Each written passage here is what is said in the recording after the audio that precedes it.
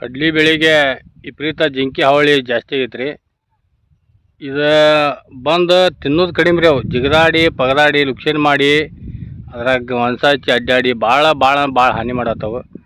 ಇದನ್ನು ಸದನದಾಗ ನಾವು ಚರ್ಚೆ 8 ಜಿಲ್ಲೆದಾಗ ಜಿಂಕಿಗಳ ಕಾಟ ಮಿತಿಮೀರೈತಿ. ಅದಕ್ಕೆ ಸಂಬಂಧಪಟ್ಟ ಇಲಾಖೆಯ ಅಧಿಕಾರಿಗಳು ಇದಕ್ಕೆ ಗಮನ ಹರಿಸ್ತಾಯಿಲ್ಲ. ಅವನು ಅವಕ್ಕೊಂದು ಇರಾಕೊಂದು ತಾಣಾರ ಮಾಡ್ಬೇಕು, ಇಲ್ಲ ಅಂತಂದ್ರೆ ಅರಣ್ಯಕ್ಕೆ ಬಿಡ್ಬೇಕು. ಆ ಕೆಲಸ ಮಾಡೋಲ್ರ.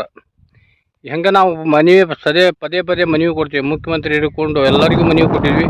ಯಾವ ಅದ್ರ ಬಗ್ಗೆ ಯೋಗ್ಯ ಕ್ರಮ ತಗೊಳ್ತಾನೆ ಇಲ್ಲ. ಸಂಬಂಧಪಟ್ಟ ಈಗ ನೋಡ್ರಿ, ಸಾಕಷ್ಟು ಅದರ ಅರಣ್ಯ ಇಲಾಖೆ ಅಂತೇಳಿ ಸಾಕಷ್ಟು ಪರಿಹಾರ ಬಂದಿರುತ್ತೆ. ಆ ಪರಿಹಾರ ಎಲ್ಲಿ ಹೋಯ್ತು ಅನ್ನೋದು ಗೊತ್ತಾಗೋಲ್ದು. ಈ ರೀತಿ ಜಿಂಕಿಗಳ ಹಾವಳಿ ಜಾಸ್ತಿ ಆಗ್ತದೆ ನೋಡ್ರಿ. ಸುಮ್ಮನೆ ಓಡಾಡ್ತಾವೆ ಹೊಲದುಮ್ಮನ. ನಾವು ಯಾರು ಕೇಳೋಣ್ರಿ? ಸರ್ಕಾರ ಬಿಟ್ಟರೆ ರೈತರಿಗೆ ಬರೇ ಒಂದಲ್ಲ ಒಂದು ಹಾನಿ ಹಾಕ್ಕೊಂತಾನೆ ಬರತ್ತೆ. ಒಮ್ಮೆ ಅತಿವೃಷ್ಟಿಯಾಗಿ ಹಾನಿ, ಒಮ್ಮೆ ಮಳೆಯಾಗಿ ಹಾನಿ, ಈ ಚಿಗರಿ ಕಾಟದ ಹಾನಿ. ಹೀಗಾಗಿ ರೈತ ಸಹಾಯಕತನ ರೈತನ ಉಳಿಸ್ಬೇಕಂದ್ರೆ ಶೀಘ್ರ ರೈತರಿಗೆ ಯೋಗ್ಯ ಪರಿಹಾರ ಸರ್ಕಾರ ಘೋಷಣೆ ಮಾಡ್ಬೇಕಂತೇಳಿ ನಾ ಈ ಮೂಲಕ ಸರ್ಕಾರಕ್ಕೆ ಒತ್ತಾಯ ಮಾಡ್ಕೊತೀನಿ. ನಮ್ಮ ಹೆಸರು ಬಸವರಾಜ್ ಯೋಗಪ್ಪನವರು.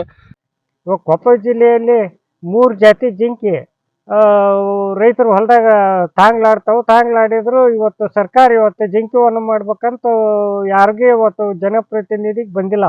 ಇವತ್ತು 3 ಜಾತಿ ಜಿಂಕಿಗಳು ಇಲ್ಲಿ ತಾಂಗ್ಲಾಡ್ತಾವು. ಜಿಂಕಾರ, ಕೃಷ್ಣ ಮೃಗ, ಲಾಂಗ್ ಚಾಪರ್ 3 ಜಿಂಕಿಗಳು ಇವತ್ತು ವಿಪರೀತ ರೈತರನ್ನ ಕಡಾಯ್ತೈತಿ. ಉತ್ತರ ಕರ್ನಾಟಕದ ಬೆಳಗಾವಿ ಬೇಸಿನಂತಾಗ 8 ಜಿಲ್ಲೆ ಒಂದು ಜನಪ್ರತಿನಿಧಿ ಇದ್ರೂ ಅದಕ್ಕೆ ಜನಿ ಎತ್ತಿಲ್ಲ. ಇವರು ಇಷ್ಟು 8 ಜಿಲ್ಲೆಯ ಜನಪ್ರತಿನಿಧಿಗಳು ಏನು ಮಾಡ್ತಾರೆ? ಒಬ್ಬರ ರೈತರ ಬಗ್ಗೆ, ಉತ್ತರ ಕರ್ನಾಟಕದ ಬಗ್ಗೆ ಒಬ್ಬರು ದನಿ ಎತ್ತಿಲ್ಲ. ಉತ್ತರ ಕರ್ನಾಟಕದ ಏನೋ ಒಂದು ಸಮಸ್ಯೆ ಬಗೆಹರಿಸಲಿಲ್ಲ. ಇವತ್ತು ಈಗಲಾದರೂ ಕಾಲ ಮಿಂಚಿಲ್ಲ. 8 ಜಿಲ್ಲೆಗಳ ಜನಪ್ರತಿನಿಧಿಗಳು ಸೇರಿ ಬೆಂಗಳೂರು ಇದ್ರೊಳಗೆ ಒಂದು ಚರ್ಚೆ ಮಾಡಿ, ಒಂದು ಸಭೆ ಮಾಡಿ ಜಿಂಕಿ ವನ ನಿರ್ಮಾಣ ಮಾಡೋಂಥ ವ್ಯವಸ್ಥೆ ಆಗಬೇಕು. ಇವತ್ತು ಈ ಯಡಿಯೂರಪ್ಪನವರು 2010 ಇದೇ ಒಂದು ಹೋರಾಟ ಮಾಡೋ ಸಲುವಾಗಿ 2010ರಾಗನ ಇವತ್ತು 50 ಲಕ್ಷ ಈ ಜಿಂಕಿ ಇದಕ್ಕೆ ಸಲುವಾಗಿ ಆ ಒಂದು ಅನುದಾನ ತೆಗೆದಿದ್ರು. ಅದನ್ನು ತೆಗೆದ್ರೂ ಆ ಅನುದಾನ ಏನಾಯ್ತು ಅನ್ನೋದು ಇವತ್ತಿಗೆ ಗೊತ್ತಾಗಿಲ್ಲ. ಶೀಘ್ರದಲ್ಲಿ ಇವತ್ತು ಜಿಂಕಿ ವನನ ನಮ್ಮ ಒಟ್ಟು ಉತ್ತರ ಕರ್ನಾಟಕ ಯಾವುದು ಜಿಲ್ಲೆಯಲ್ಲಿ ಆಗಲಿ ಆ ಜಿಂಕಿ ವನ ಮಾಡ್ಬೇಕಂದು ರೈತ ಸಂಘದ ರಾಜ್ಯ ಉಪಾಧ್ಯಕ್ಷ ಚಂದಪ್ಪ ಕೊಳ್ಳೂರು ನಮ್ಮ ಮಾಧ್ಯಮ ಮೂಲಕ ಮನವಿ ಮಾಡ್ಕೊಳ್ಳಿ. ಧನ್ಯವಾದ. ಅಂತಂದ್ರೆ ಏನೈತ್ರಿ, ಇದು ಜಿಂಕಿದ ದೊಡ್ಡ ಕಾಟ ಆಗ್ಬಿಟ್ಟೈತ್ರಿ. ನಾವು ಇದನ್ನ ಏನೋ ಆಕೈತಿ ಅಂತಂದು ಕಾಯ್ಕಂತ ಇಲ್ಲೇ ಹೊಲ್ದಾಗ ಕುಂತೀವ್ರಿ. ಇದು ಏನೈತಿ, ನಮ್ಗೆ ಈ ಜಿಂಕಿದು ದೊಡ್ಡ ಹಾವಳಿ ಆಗ್ಬಿಟ್ಟೈತ್ರಿ. ಆಮೇಲೆ ಏನೈತಿ, ಇದು ಬರ್ತೈತೆ ಯಾವ್ದಾಗ ಬಿಡ್ತೈತೆ ಯಾವ್ದಾಗ ಗೊತ್ತಿಲ್ಲ ನಮ್ಗೆ. ಒಟ್ಟು ನಮ್ಗೆ ಏನೈತಿ, ಸರ್ಕಾರ ಒಂದು ನಮ್ಗೆ ಬರ ಪರಿಹಾರ ಕೊಡ್ಬೇಕಾಗಂತಂದು ನಾವು ನಿಮ್ಮನ್ನ ಕೇಳ್ಕೊಂತೀವ್ರಿ. ನಾವು ಎಷ್ಟು ದಿನ ಆತ್ರಿ ನಾವು ಕಾಯಕತ್ತಿ ಅಲೆ ಈಗ ಒಂದು ಬಿತ್ತಿ ಒಂದು 8 ದಿನಕ್ಕೆ ಕಾಯಕತ್ತೀರಿ. ಒಂದು ಅಲೆ ಒಂದು 20-25 ದಿನ ಮೇಲೆ ಆತ್ರಿ.